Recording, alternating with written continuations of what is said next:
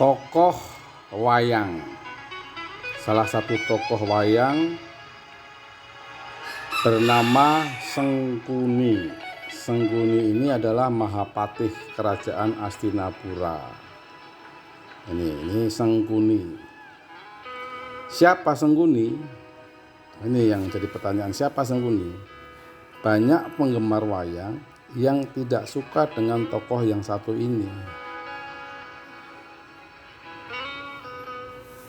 Namun kalau pas ada adegan atau jejer cerita Kurawa Pandawa, kalau pas ada jejer Kurawa kok tidak ada Sengkuni, rasanya pasti hambar. Ini pas jejer ini mah jejer Pendowo, pastinya Pak Sengkuni tidak ada. Ini para Kurawa nih. Nah, yang di bawah ini adalah jejer Kurawa, tapi Pak Sengkuninya ketutupan dalangi. Para penggemar atau pemirsa pastinya itu nunggu-nunggu keberadaan Pak Sengkuni, entah untuk diolok-olok, entah untuk didengar cara ngomongnya yang sedikit cengengesan. Itu semua tergantung dari Pak Dalangnya yang memerankan.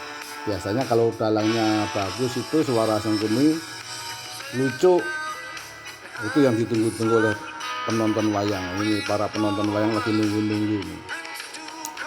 Patih Sengkuni waktu mudanya itu bernama Aryo Suman, berasal dari tlatah atau ranah Ploso Jenar. Ploso Jenar ini termasuk wilayah kerajaan kecil, namanya Kerajaan Gandara. Nah, wilayah ini termasuk cakupan kerajaan besar, yaitu Kerajaan Astinapura. Ini Aryo Suman waktu masih muda, ganteng dia. Aryo Suman punya kakak perempuan yang cantik dan genit bernama Gendari. Ini Dewi Gendari, kakaknya Aryo Suman. Aryo Suman itu punya ambisi yang sangat besar, mau menjadi orang besar, mau menjadi pejabat tinggi, kalau bisa mau menguasai dunia, walaupun hanya dunia pewayangan.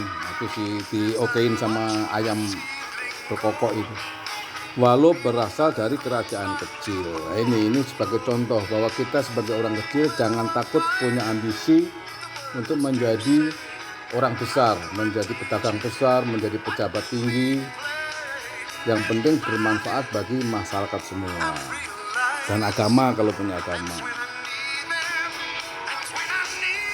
Kata orang bijak, orang yang dianggap jahat tapi walau sedikit dia juga punya sisi baiknya. Demikian juga orang baik ada sedikit sisi jeleknya. Jadi kita lihat baiknya saja. Kalau melihat jeleknya orang lain gampang. Demikian pula Mas Aryo Suman ini. Nah, dia berpikir bagaimana caranya untuk mengejawantahkan, mengaplikasikan, mewujudkan cita-citanya itu. Nah, dia punya teknik sendiri. Begini nih. Pada waktu itu ada sayembara dari kerajaan Mandura. Rajanya bernama Pak Kunti Boja. Dia punya anak dua, yang satu laki-laki bernama Basudewa, dan yang satunya lagi perempuan bernama Kunti.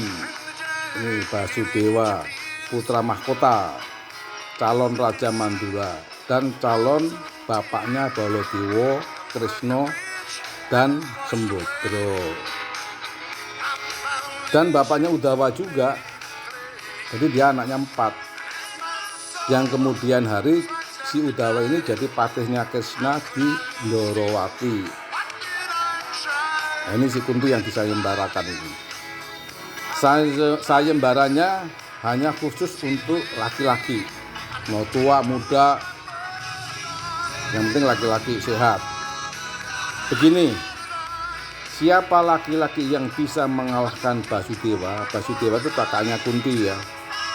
Dalam berkelahi akan dapat hadiah putri raja bernama Kunti. Kunti itu adiknya Basudewa.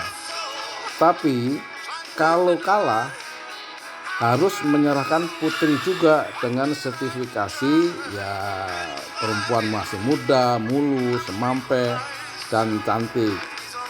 Kriteria calon istri raja.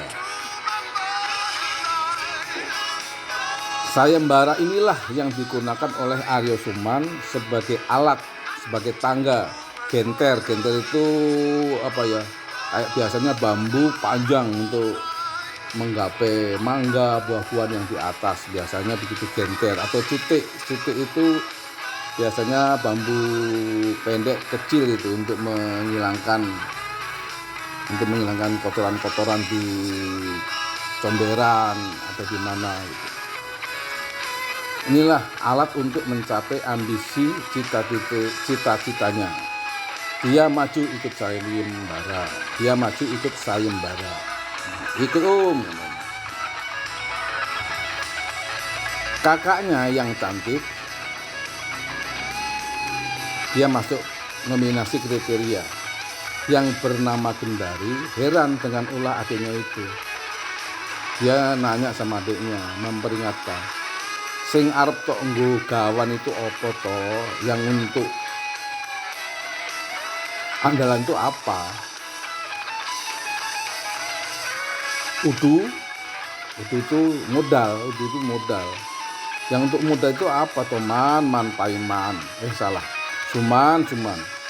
Kamu tuh sakti tapi tanggung. Pasti kamu kalah kamu. Wis to, ojo neko-neko. Udahlah, jangan macam-macam lah.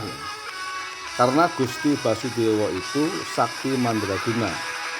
Terus kalau kamu kalah, yang untuk taruhanmu itu apa? Coba pikir. Lah dengan cengengesan, memang gayanya Suman itu kalau ngomong sambil cengengesan. Tenang aja mbak, kita kan mau meningkatkan derajat. Sekolah ya udah tinggilah saya, walaupun DO. Pokoknya tenang sajalah. Saya mau mencapai cita-citaku, mau menguasai dunia, walaupun hanya dunia pewayangan. Inilah kesempatannya mbak. Yang untuk taruhan ya sampean lah, kakakku yang cantik. Kalau saya kalah, sampean taruhannya. Mbak Yuku akan jadi istrinya calon raja. Kalau saya yang menang, saya akan dapat putri raja. Wes gimana? Menang saya menang. Kalau kalah ya tetap menang. Jawab Suman sambil cengengesan dan jogetan. Gimana mbak? Jos kan? Waduh, mbak tenan otak mudik. Jos nih kata si Gendari. Terus kapan kita berangkat? Oke lah, sip dah. Pasti kamu kalah deh. Dan saya akan jadi istri pangeran. Hore, itu sudah diokein sama ayam berkokok. Kata Gendari. Semangat sambil salto 3 kali. Ini saltonya begini. Kata Suman, besok pagi umun mbak, habis sarapan nasi uduk kita berangkat. Tapi jangan lupa bawa sangu dan udutku tolong beliin ya, oke? Dan jangan lupa juga ini janji lo ya, janji kalau udah jadi istri pangeran, angkat aku jadi pejabat tinggi, oke? Swear ya. Jawab si Gendari, rebes adikku sayang yang metik otaknya. Lah, pagi-pagi bakdo subuh mereka berangkat menggunakan transportasi bus. Tidak lupa juga mereka juga pamitan juga sebelumnya dengan kedua orang tuanya, itu bapak ibunya. Mohon doa restu. Jadi kalau kita mau mengerjakan sesuatu, bagusnya kita mohon doa restu kepada orang tua supaya orang tua juga memberi doa supaya kita sukses menjalankannya. Tuh dikonfirmasi lagi sama si ayam jago.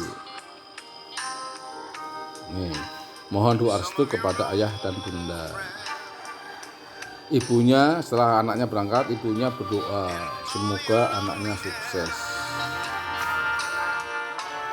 Begitu juga bapaknya juga berdoa karena cita-citanya tinggi, mau menguasai dunia. Walaupun orang kampung, nggak usah grogi, nggak usah takut, nggak usah minder. Yang penting semangat untuk mencapai cita-cita setinggi langit. Kalau bisa, tapi kalau nggak bisa ya secukupnya. Tapi yang penting punya cita-cita, tidak wegah, semangat. Begitu kata orang tua. Nah kemudian selanjutnya gimana nih? Ntar break dulu capek nih. Lagian Mas Suman sama Mbak Gendari juga masih dalam perjalanan, belum nyampe ke Kota Raja. Kalau gitu kita tunggu aja lah, kita nguduk dan ngopi dulu saja, oke?